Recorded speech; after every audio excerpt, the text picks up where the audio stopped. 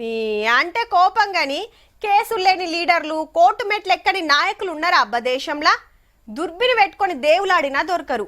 అరెస్టులు కేసులు జైళ్లు కామనే. ఇంకా చెప్పాలంటే ఎన్ని మాటలు అరెస్ట్ అయితే ఎన్ని కేసులుంటే అంత తోపు లీడర్ కింద లెక్క మరి. అయితే ఇప్పుడు సెంటరోలు తెస్తున్న కొత్త చట్టం మీద లొల్లి లొల్లి నడుస్తుంది.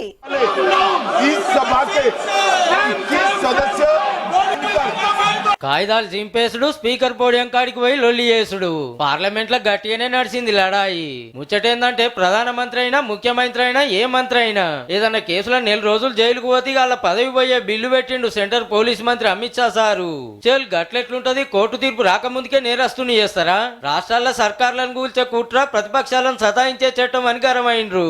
అప్పట్లో గుజరాత్ మంత్రిగా ఉన్నప్పుడు అమిత్ షా సార్ జైలుకు పోయింది యాద్ చేసిండు Congress MP KC Venugopal sir. Gujarat. He had been arrested, sir. Whether he took the morality of that point of time. ఇక కాశ్మీర్ స్పెషల్ హోదా తీసేసి రాష్ట్ర హోదా ఇచ్చే బిల్లు, కేంద్ర పాలిత ప్రాంతాల సవరణ బిల్లులు పెడితే ఆటికి సుత సయ్యానలే ప్రతిపక్షాలు. మన అసద్ భాయ్ సుత గట్టిగానే మాట్లాడిండు. Indian constitution is being amended to turn this country into a police state. For all these can be used to destabilize an elected government, sir. That is why I oppose introduction of all these 3 bills. ప్రతిపక్షాలన్నీ మరలబడే వరకు 3 బిల్లులను joint parliamentary కమిటీకి పంపుతామన్నారు centre వాళ్ళు. అన్ని పార్టీల లీడర్లు కూకొని చర్చలు చేస్తారన్నట్టు.